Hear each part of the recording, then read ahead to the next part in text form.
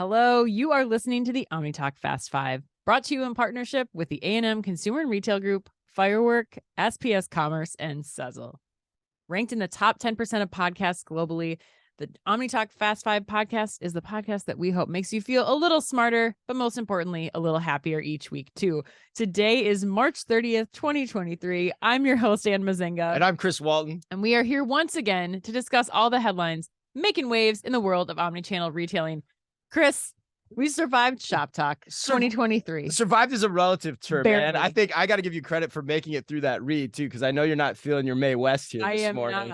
I am not feeling. I don't know what that. I still don't understand what that means exactly. You said that to me yesterday, and I was like, feeling my May West. What is that exactly? Feeling your best, Dan. Your May West, your best. That's what it means. But yeah, you're a little under the weather today, but you're soldiering on as we always do at Omni Talk with our incredible travel plans. But Shop Talk was great. Oh my God, probably one of the best Shop Talks ever for multiple reasons. Fun. But you'll notice that we're wearing our medals. Our medals from Jenny Wolski. Super fan Jenny Wolski gave us these medals. Yes. She's a marathon runner. She loves our show. She says she listens to it when she runs. Yes, she believes she's completed a half marathon, 13.1 miles worth of listening to our show. Yeah, so I'm going to probably put some mile markers into this show, Ann, as we're going along, as a shout out to Jenny as we go along. At least I'm going to try to. But yeah, you had a fun experience in the airport yesterday too, Ann. It was fun. Yes, I need to give a quick shout out to this wonderful woman who we got off the plane last night in Minneapolis.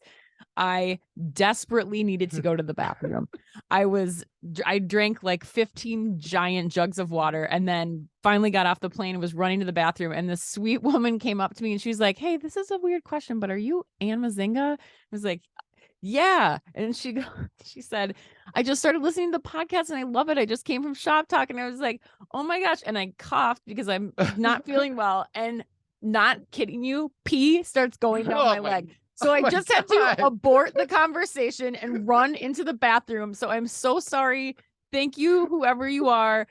I'm sorry we didn't get to continue the conversation. One of the most embarrassing moments of my life. Wow. Oh my God. No completion of the conversation. It was terrible. A cough and it was over. After having two kids, it's just like forget. It's the way it works sometimes. It's the way it works. But Ed, we survived. We survived. We're here. It's my favorite show of the month because our friends from the A&M Consumer and Retail Group are here. Why don't you introduce them? Yes, joining us today and back for their regular monthly appearance are our friends from the A&M Consumer and Retail Group. This week we have Lakshman, Lakshmanan, and Billy Christensen. Lakshman and Billy, why don't we take a second here for each of you to introduce yourselves? And Lakshman, because you're a first timer, I'm going to start with you. Hey, let's open the champagne now. Yeah, let's do it. It was awesome to be here. Thank you for hosting us. My name is Lakshman. I am a consultant / operator. Worked at Target for 7 years, and in the MMBI, Merchandising, Marketing, Business Intelligence program, and also in supply chain and loss prevention teams. And currently with A&M Consumer Retail Group as a managing director partner. So good to be here. Welcome, Lakshman. Billy, why don't you go next? Hi, great to be back. I'm glad that this validates that my previous appearance was my maiden voyage and not my only voyage. But always a good sign, Billy. Always a good sign. Yes. Always a good sign. So I am a senior director in the Consumer and Retail Group, like Lakshman, and we'll make this just a nice little Target reunion since I spent time at Target as well. That's right. No, I have both an operating and a consulting background, and really excited to be here and keep the conversations going. Well, we're really excited to have both of you, and I think, Chris, we should get this show started on the road. Let's get this show going. All right, in today's Fast Five, we've got news on Choice Markets plans to scale up what it calls mini stores, Gap calling it quits on its retail media network, an interesting new pricing strategy from Telfar, Levi is testing AI-generated fashion models. Can't wait to get into that one. But we begin today with big news from Amazon and Panera. And all right, let's go to headline number one. Chris, according to an Amazon company blog post written by 2022 OmniStar Dilip Kumar, shout out Dilip, Panera will be taking its loyalty program, My Panera, to a quote whole new level, end quote, with Amazon One's newly launched loyalty linking capability. So Amazon One, which Omni Talk fans know is Amazon's palm recognition service that lets customers enter, identify, and pay for items all with this scan of the palm. With a scan of the palm. But this is the first time that Amazon is linking the My Panera loyalty memberships to customers' Amazon One profiles via the payment system. Big note there. The new Amazon One with the loyalty linking feature is launching at 2 Panera bakery cafes in the St. Louis area and will become available at additional Panera locations in the coming months. Lakshman, let's go to you first here. What do you think? Do you like this move from Panera, or do you think it's not that big of a deal? Much ado about nothing. Well, let me start, with a question for the group, right? What is Amazon really good at? Good question. What do you think? What's your response? Well, it's a digital commerce, right? And how they've been able to monetize everything under the sun, including marketplace, including, their AWS services, and how they can cross-reference all of these assets and build upon an ecosystem which serves, their advancements of their priorities and their objectives, right? Now, what are they not really good at? What have they not proved to be good at in the last 5 years? Great question.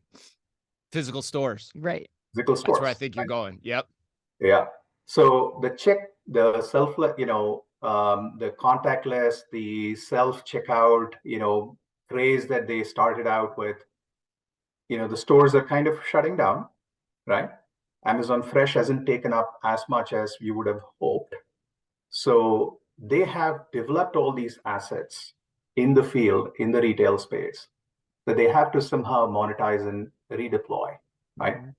Now for Panera, it's a good deal because we're talking about 50 million Americans, right, in their loyalty programs. But 1 in 2 Americans roughly are in the Prime program. So for them, the space is much more to grow, and they could probably leverage this relationship in that way, right? Whereas for Amazon, it is just about monetization of all the assets that they've created, the technology that they've created. And keep in mind that no retailer out there will touch their checkout technology, right? Nobody is going to do that. So there has to be somebody who's not in the counter space or in the counter space who can probably leverage the technology. So that's probably the link that I'm seeing. And then, you think about other things as well, right? I mean, retail media networks, they are kings at. They can probably sponsor, Panera to a greater degree when someone visits their webpage, and that could become a win-win relationship. Yeah. Yeah. No, that's a great point. I was even thinking, do we see the Panera membership as part of Prime? The subscription, does it go crazy directions like that point down the line? Who knows? But Billy, what do you think here? I think there's one other bit of one other thing in here that we want to recognize Amazon being really good at, and that's getting your information. Right. And this is just another means to get more of your information. And so, on the one hand, that could be, for Amazon, that's obviously a great thing. And it helps. It's another thing for them to monetize, or another, aspect that they can monetize. As a consumer, I was thinking about it through a little bit of a different lens, which is this is just another thing, because I was reading up on how you got to register for it and everything else, and reading through some of the articles that are out there on it, right? It talked about, this this helps get rid of that. Well, no, it doesn't. You still got to go through the process of signing up for another rewards program to do all of this stuff. So I as a consumer, I'm looking at it going, I think it's much ado about nothing as a consumer, but from an Amazon perspective, it's more information, and that's what they monetize. And so, kudos to them. See, I gotta disagree with you, Billy, because I think that it is a friction point for sure. But when you think about it's one time. So you add your credit cards to your mobile wallet one time. This is a one-time process, and you get all the benefits of, especially Panera, the repeat customers. What did Lakshman say? 1 in 6 people in the US are members of the My Panera program. If you're going there 5 times a week, to be able to have that convenience, it's well worth, I think, the one-time sign up. Right, but you already, if you got My Panera rewards, haven't you already done that? So that's why I say it's an additional thing. You've already done all of those things. Yes, but because I was with you, Billy, too. I was in your camp. I was like, this is kind of silly from a consumer perspective. At the end of the day, is paying with my palm that much better than just using Apple Pay as an example. But the trick here is like, it's actually taking away the scan of the Panera app too. Yeah. So if you think about it, it's much more fluid of a transaction for the consumer where they don't have to take their phone out of their wallet, and then they don't have to scan the mobile pay or scan the app. So I think there's some benefits there that make my life easier, especially as we always say, if I've got kids in tow as well, which is always a problem for me. But so that's the part I like about it. But Lakshman, looks like you want to get the last word in here. Let's give you the last word. Yeah, I've already been chastised by Anne on this a few months back, where anything which is seamless, touchless, contactless, right? I was kind of skeptical about it. And Anna's like, imagine you having 2 kids and 4 bags. And, Right. so I got my, lesson there. Yeah, right. Great point. Especially with curbside pickup too. Like that was the other thing too. Like that happened this week too. Like somebody said online, like, well, I don't want to do that. But like, have you ever done it with kids in the car? You don't want to go get out your kids and get your Starbucks. So anyway, all right, let's keep rolling. Headline number 2. Choice Market plans. This is very a good segue from the last headline too. Yeah. I'm going to say headline number 2, Choice Market plans to open at least 5 more frictionless mini-mart C-stores by the end of 23. Quote, with a big ramp up in 2024, Choice Market founder and CEO Mike Fogarty said in an email to C-Store Dive recently. According also to Retail Dive, the move comes on the heels of Choice Market's recent Series A funding round, and just 5 months after Choice Market debuted its first mini-mart location on the University of Colorado Anschutz medical campus. I always love when I get to drop my German accent, Anne. The first store was approximately 400 square was an approximately 400 square foot C-store, is open 24 hours a day, and is also fully autonomous. You basically just walk out. That's the only way to shop it. There is no traditional checkout option. And I'm going to go with you first on this one. Yeah, I just went to Choice Market in Denver a few weeks ago. I know, that's why I'm going to you first. Yeah. So my question for you is this.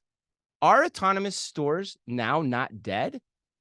Or is this a real use case with legs? This is definitely a real use case with legs. I think we're still going to see slow adoption with the larger format stores. But first of all, you will not find 2 better guys on this planet than Mike Fogarty and their chief operating officer, Ben Kipfer. Agreed. Ben took me through the Choice store in Denver, and we were talking about this and their expansion plans.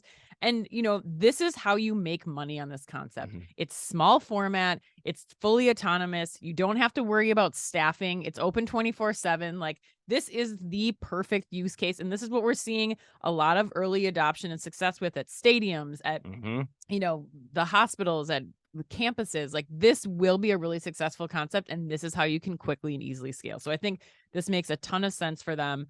And I also think that it's going to be interesting to see where some of these other providers, they're working with A5 for this one, but I'm interested to see if other people kind of move in this same direction, because that the campuses want it. That developers want this for the floors of their condo buildings, like the one that I went to in Denver. Like, it's got legs. 100% agree. And there's another point I would make here too that I think is really important, coming off the last story and what Lakshman said too about Amazon's ability to do physical retail. Yeah. These guys get physical retail.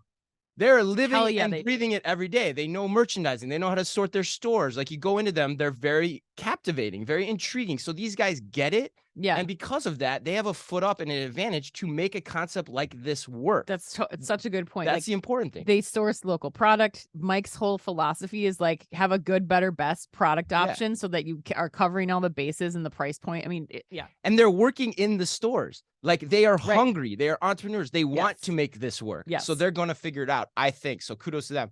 But Billy, what do you think? You're shaking your head. Looks like you're agreeing.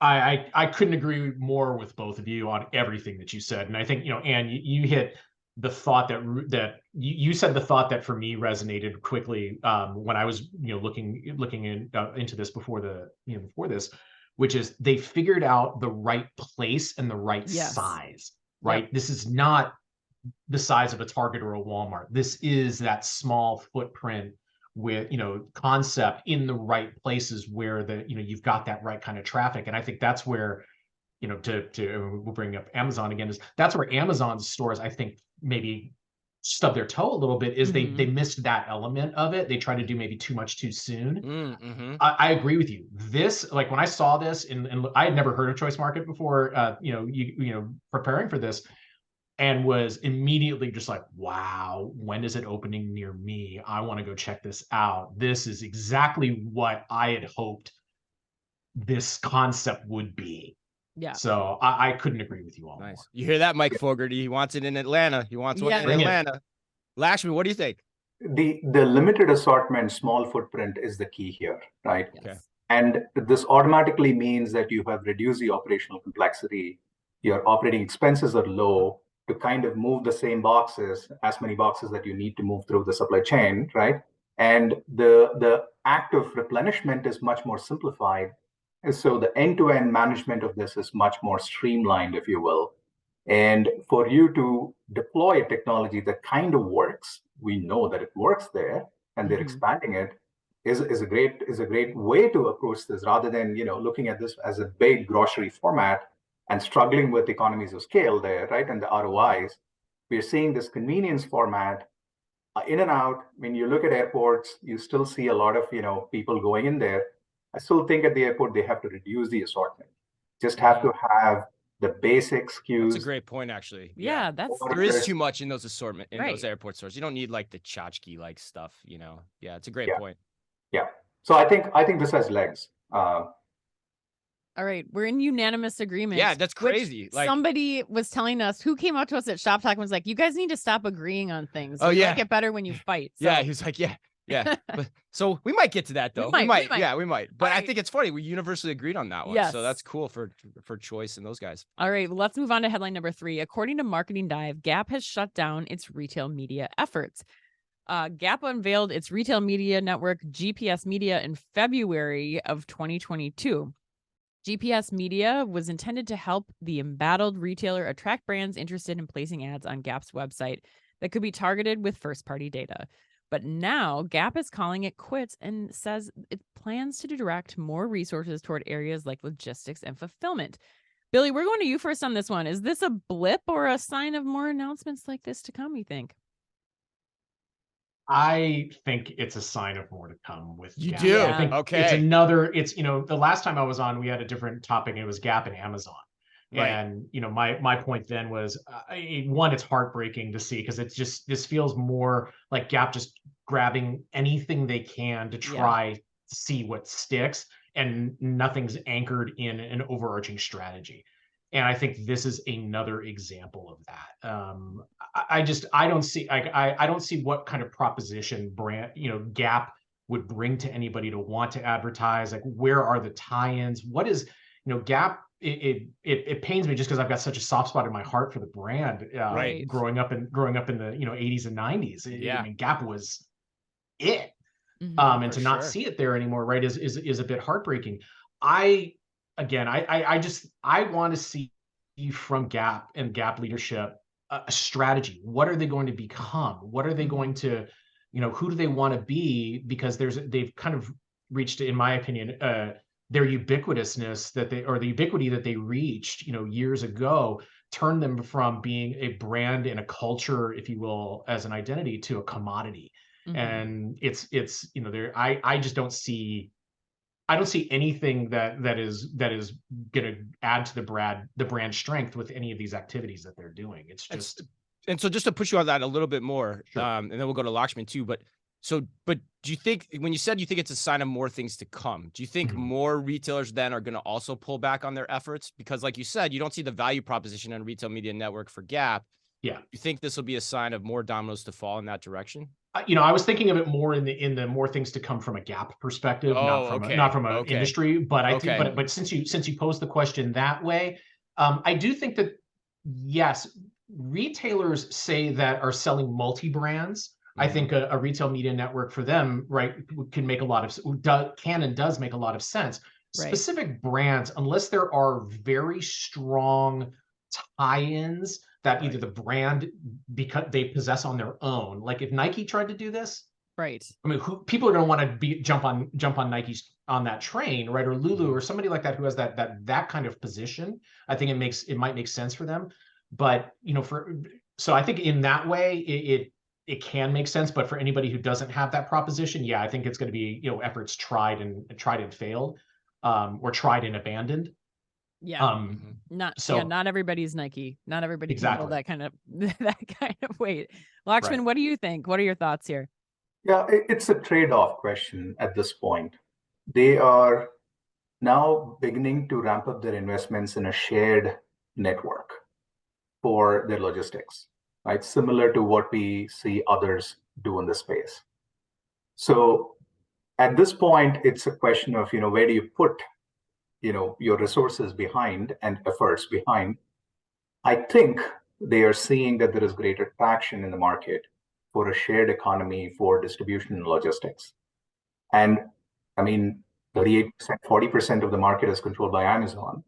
And, Target and Walmart round up the first, the top 60% of the spend in the space. So, it's very hard to break in, very, very hard to get scale in the retail media space right now, unless you have a broad assortment offering, right? A Target can attract a diverse group of customers, while Gap attracts only a certain type of consumer. Right. So it's pretty hard to sell in lots more into that particular channel. So I think it's a question of trade-off. Yeah. Well, Chris, I mean, your thoughts around this answering, I love the dimensions to this question, but your thoughts were more specifically, I think, going back to what you asked Billy too, is like, how many are too many retail media networks? Yeah, 100%. I like the move. I think it's really smart. And I agree with both of what you guys are saying. Like for me, like I would be two parts to this. First, I would be definitely putting my efforts towards the logistics side of things and fulfillment, relatively speaking, because like Billy said, they're ubiquitous. They have that stood up. There's scale that they can take advantage of in that direction. Retail media, not so much, right? Like Billy, like you guys both said, like they're kind of limited in what they can tie in and the value proposition they can give to the brands that would want to advertise. And so, yeah, my second part would be like, I found out at Shop Talk, I was talking to Irene from Treasure Data, who we had an awesome podcast with recently. You guys should listen to it if you haven't yet. She told us that there are over 40 retail media networks that have been stood up. Yeah. And I got thinking, I'm like, who are those 40? Like, that's crazy. So outside the big guys where like you have multi-brands in their offering, which is most likely the branded grocers, the branded mass super centers that are in the home categories, the CPG categories, the health categories, the beauty categories. I have trouble seeing this working to that degree where there's 40 of them throughout the country. So I think there's going to be more of this happening when I put it in that perspective. But what do you think? Well, my just last closing word real quick would be that I disagree with you about fulfillment. I wouldn't be focusing on that either. I think Gap, Gap has to focus on how they make themselves relevant across all their brands to the next generation of consumer, or you don't have a fulfillment and logistics network that's going to be worth leveraging. That's a great people point. aren't buying from and I think I said that on that podcast too. I think it's just relatively, I like this better than the other one, right? Yeah. All right, let's keep rolling. According to Yahoo Life, first time Yahoo Life's been said on this program, Telfar, the New York-based brand whose popular handbag, the Bushwick Birkin, has announced a live pricing model for their latest collection, which will debut on March 27th. Or debuted on March 27th. Here's how it worked. And special thanks to Omni Talk superfan Fredo for bringing this to our attention. According to the Telfar site, the collection drops at the wholesale price more than 50% off retail and then goes up every second until it reaches full price. Whatever price it sells out at, that becomes the price for future drops. Of course, some shoppers are arguing that the new pricing model may cause a, quote, panic or, quote, fear of missing out among potential buyers, while others are, according to Yahoo, praising Telfar for their, quote, bravery in thinking, quote, outside of the box and breaking pricing norms and even easing pricing barriers. Billy, this is kind of your wheelhouse. On which side of this argument do you fall? First of all, love it. Good. I'm a big fan of this because for the very reason that it is getting the strong reaction that story talked about, right? Yeah. That I think first and foremost shows that it's resonating with the target audience. Right. I think the idea of generating FOMO and all of that, I also like, and it very much harkened back to the Target limited time offers and partnerships with Missoni and Lilly Pulitzer and what happened there. And now granted, there was, a lot of, I would say, disgruntled people on the resale market, where some of the people were going into the Target stores, buying a ton of stuff, putting it out on eBay for multiples of the sticker price. But the reality is that's the free market economy, right? If people are going to pay for it, why wouldn't you put it for that price? I think this is going to have a very similar effect, where people who will want, if the bag that they put out is desirable, and again, whatever their structure is from a wholesale to a retail and the units involved, et cetera, however they run that, I'm very keen to understand what those details are.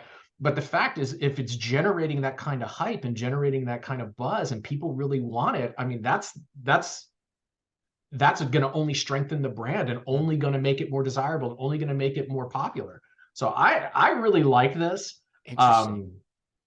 I read it and was skeptical at first, but then I thought about it. I was like, no, actually, I think this has, I don't know that this is a scalable model. I think this is something to generate buzz and hype on small things, but I like it for what it is. Interesting. I've vacillated like 15 times, and I think I just did again while you were talking about that. But Anne, what do you think? Are you with Billy on this? Yeah, I mean, I think you have at least, Really? I mean, you have two people on this podcast, and I imagine several listening who didn't know about this brand until right now. Yeah. And now are keen to follow like something that has hype, has demand. Like, this isn't the first time you've seen something like this happen. It's happening on the third-party auction sites and marketplace sites where it's starting at one price and keeps going up. I mean, I don't see anything wrong with this. I think people that are worried about panic and FOMO, like, you guys need to find something new to worry about. See, I don't know. See, I kind of think it's, as I step back, and I have literally vacillated on this like 16 times, but where I'm at right now, I think it's kind of gimmicky because, like, I thought about it, like, how does the economics of this work out? If it works out the way you said, the resellers are going to be the ones that are jumping on that product because it's luxury, and they're going to try to resell it. And so there's going to be you can't make money on that in the long run if you're Telfar selling all your stuff at that low of a price and creating that type of demand in the marketplace. Like, I thought about, like, what if Nike did this with their drops? That would never work in the long run. So that's where my head is on it. But Lakshman, settle the debate here. What's going on? They are reversing the ladder here, right? They're reversing the markdown ladder. They don't want to sit on excess inventory. They want to kind of create the buzz, move the product out of the shelves, right? They want to do it. But to your point, it's a margin question, right? I mean, are you growing your top line and bottom line at the same time? And if you're not doing it at the right pace, right? I mean, they are in for a world of, pain, couple of years down the line. So for me, it's a margin thing.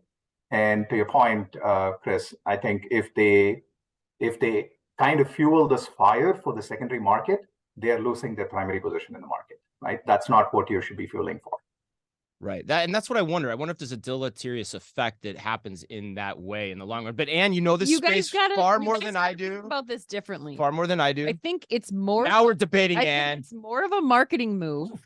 You're getting people attracted, interested in the brand with this pricing model, with the creating the FOMO around the brand. And then what they're doing is using this to set the future price. And there's going to be, I mean, they're not going to go below value. I think it actually stands to maybe increase what the future price is because you know what the market is willing to pay for this product. Guess you're just saying we're going to set the floor to our wholesale price, and that's where we're going to be in the market. So they're resetting their price valuation. Right. Billy, last word.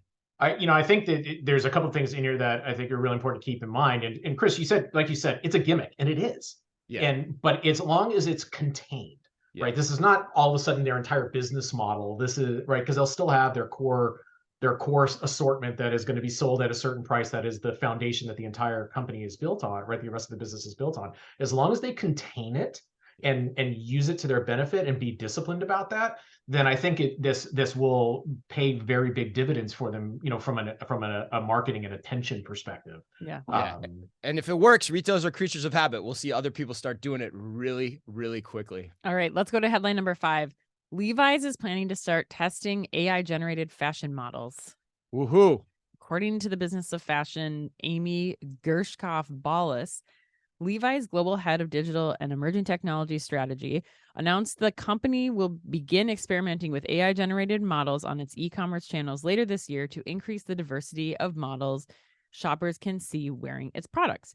Levi's partner on the project is LalaLand.ai, a digital studio that creates customized AI-generated models. Sometimes I can't make this stuff up. It should also be noted that Levi's emphasized in a statement that it is still hiring diverse models and will continue to do so, and that the purpose of the AI models is to supplement, not replace human models in order to create what it described as quote, a more personal and inclusive shopping experience, end quote. Lakshman, is this where you would advise Levi to invest in AI amid all the like recent AI hype? Is this where you'd be telling them to go? Yeah, I mean, I love this move, love this, right? Because Vision AI, Really? you love it because Vision AI has taken up, has, markedly improved in the last 3-4 years, right? Right. You see a number of people putting, claiming their wares on LinkedIn, showing how they were able to, classify a cat from a tree, right? Yep. All that, images that you see. That classification has now come to a generative AI, stage, right?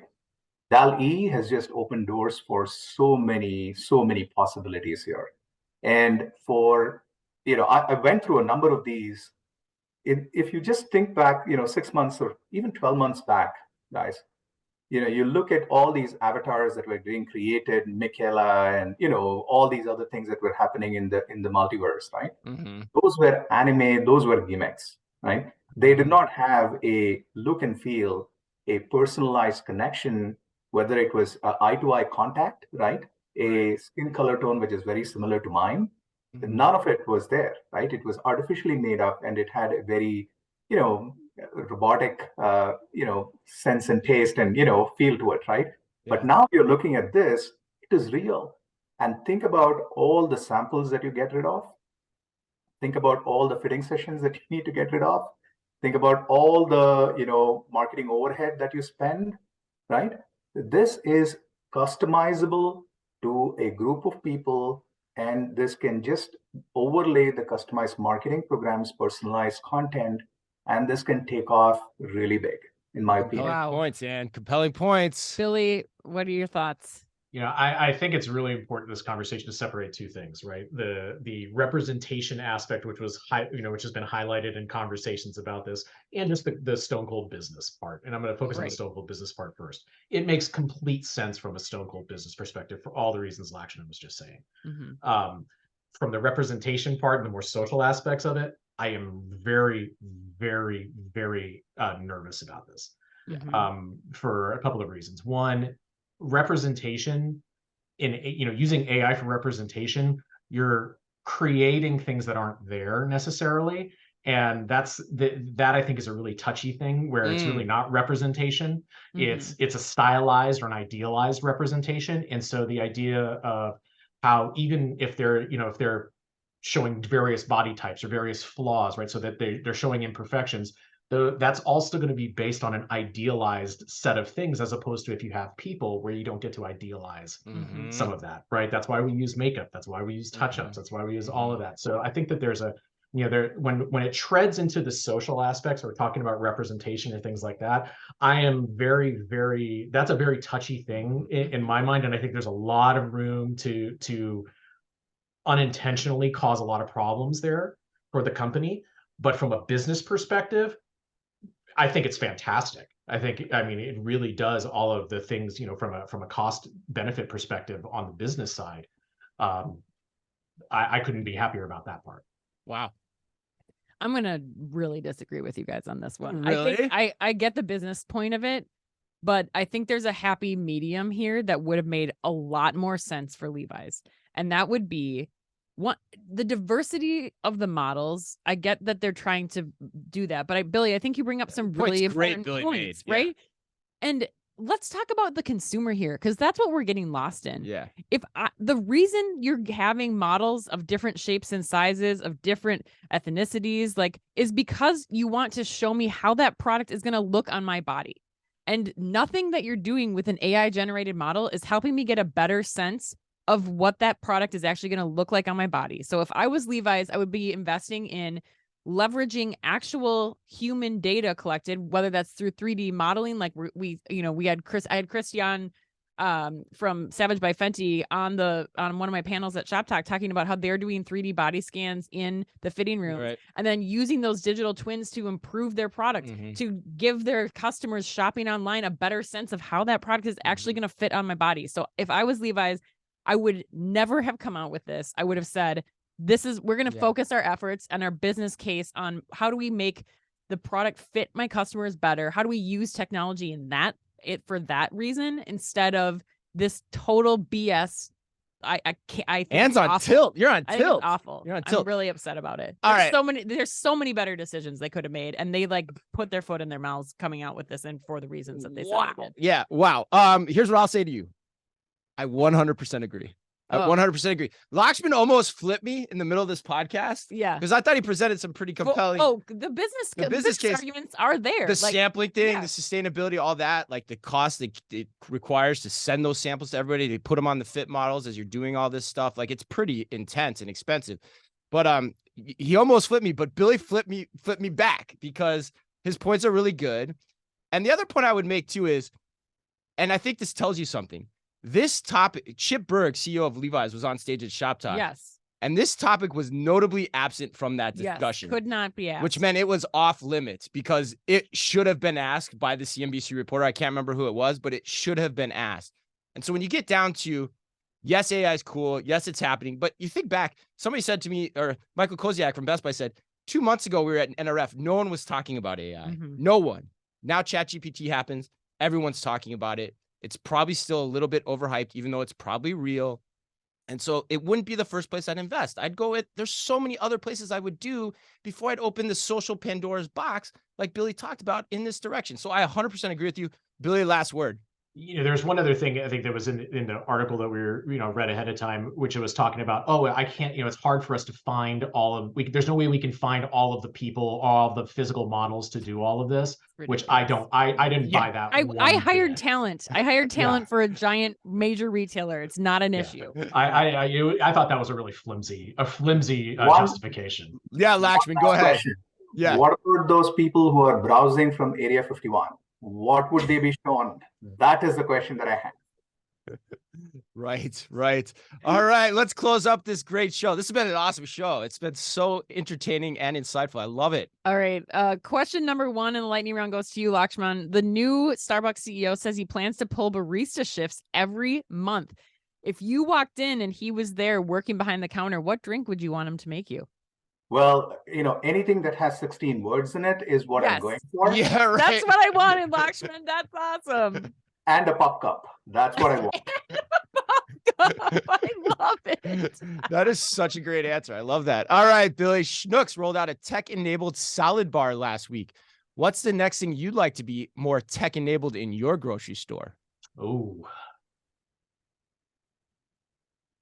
I would love, I guess, a more tech-enabled, meats counter or bakery counter. So I'm not sitting around waiting forever for, one person who's working there to service 20 customers. Yes. Oh my gosh. God, I love that answer. That's amazing. Billy, you guys are killing it. Billy, I'm going to go back to you for question number 3. Banana Republic just announced they're unveiling new home categories. In 3 sentences or less, is this a good move or bad? It is a great move. Oh. They are building on an identifiable Banana Republic culture of the brand. I'd like to see the Gap brand capture some of what Banana is doing. Interesting. And food for thought. This is a strategy that existed back in the 90s. So it's curious to see it come back again. All right, Lakshman, last one. Lululemon reported solid Q4 earnings, but buried in the earnings release was the exactly $442.7 million post-tax impairment charge related to the mirror business. What would you be advising CEO Calvin McDonald to do with that segment of the business right now? Yeah. Listen, they have to just go back to the basics on this, right? Product, which is where they're killing it. They are just, going to 3rd place in market share. They are just on the rise. They are just doing so well. Their partnerships have been weak for the longest time. You go to Orange Theory and you go to a couple of other places, they have a few of their, paddle, but that's a channel that they can potentially leverage more rather than, investing into all these tech assets, right?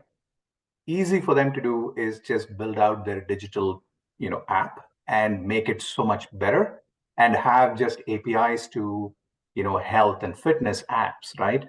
And that's an ecosystem that they can build and leverage very fast rather than creating something out of, a new category, which quite honestly isn't doing great. I mean, you look at others like Tonal, et cetera, they're not doing great. So 100% agree. And like we said, when they first announced it, said they have to roll it out right, and just putting it on the floor in a Lululemon and expecting people to come is not going to be enough. So, all right, that wraps us up. Great show today. Great show. Happy birthday to Celine Dion, Tracy Chapman. Did you hear Luke Combs covered Fast Car? No. New Oh, album? yeah. Maybe I did. Oh, Yeah, it's pretty real good. good. Yeah, It's real that's one good. of my all-time favorite songs, too. And, of course, to the man who took Smoldering Anne to a whole other level in the movie classic Shampoo, the great Warren Beatty. Oh my God. Lakshman, Billy, it was great having you guys on. If people want to get in touch with you, get your expertise working for them at their companies, what's the best way to get in touch with the A&M Consumer and Retail Group? Lakshman. yeah, we have a number of channels. We are on LinkedIn. Search for Alvarez and Marcel Consumer and Retail Group, short form CRG. We have a website of our own where we provide details around who we are, what kind of services we provide, what kind of sectors we cover within consumer and retail. And reach out to us. I mean, we have our coordinates, Lakshmanan at alvarezandmarcel.com. So Awesome. All right. Well, that closes us up. If you can only read or listen to one retail blog in the business, make sure as hell it's Omni Talk. Make sure as hell. Yeah, right. Our Fast Five podcast is the quickest, fastest rundown of all the week's top news. And our twice weekly newsletter tells you the top 5 things you need to know each day, and also features special content exclusive to us. And it's all just for you. And we try really hard to make it fit within the preview pane of your inbox. You can sign up today at www.omnitalk.blog. Thanks as always for listening in. Please remember to like and leave us a review wherever you happen to listen to your podcast or on YouTube. So until then, and on behalf of all of us at Omni Talk and the A&M Consumer and Retail Group, as always, be careful out there. The Omni Talk Fast 5 is brought to you in association with the A&M Consumer and Retail Group. The A&M Consumer and Retail Group is a management consulting firm that tackles the most complex challenges and advances its clients, people, and communities toward their maximum potential. CRG brings the experience, tools, and operator-like pragmatism to help retailers and consumer products companies be on the right side of disruption. And Firework. Firework is the largest video commerce solution built for the world's leading brands. They empower brands with shoppable and live stream video on their own websites where people like to shop. Put your commerce in motion with Firework. You can find out more at firework.com.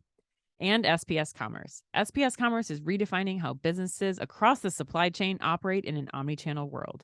Their experts, tech, and data work together to fuel your growth and deliver for your customers. To find out more, head to spscommerce.com. And finally, Sezzle. Sezzle is an innovative buy now, pay later solution that allows shoppers to split purchases into 4 interest-free payments over 6 weeks. To learn more, visit Sezzle.com.